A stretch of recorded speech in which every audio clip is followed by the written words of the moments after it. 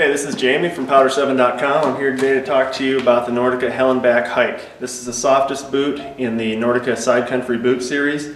These are designed to perform well on the groomers in the area and also out of bounds. And for those of you who want to do some AT or randonnée, they'll work well for that too.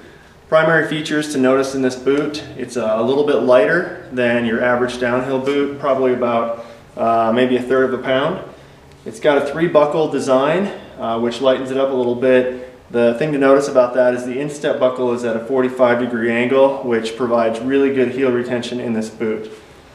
Probably the biggest thing that they've changed in the Sidecountry series is they've gone to a 3-piece shell versus your standard 2-piece. And so it's super easy to get in and out of, but provides a lot of stiffness, which is important for driving those bigger skis.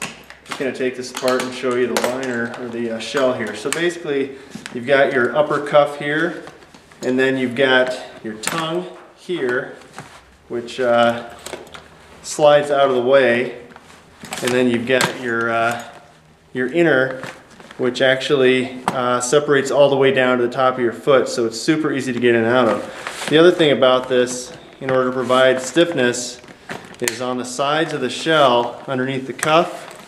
They've actually increased the height of the sides of the boot on the inside, so you've got a lot of lateral stiffness with this boot. The other thing to notice with the Sidecountry series is they provide a regular downhill mode when you've got the top buckle closed all the way,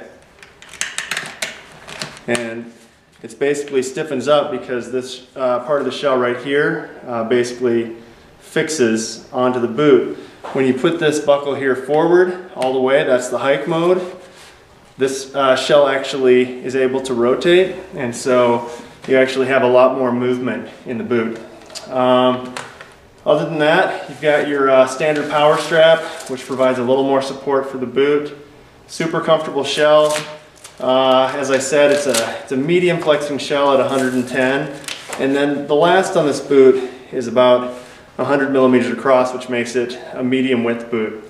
Overall, if you're someone who's looking to get into the backcountry or sidecountry scene, don't want to spend a ton of money but want a boot that will perform well on lift served as well as backcountry, the Nordica Hell and Back hike is probably the boot for you.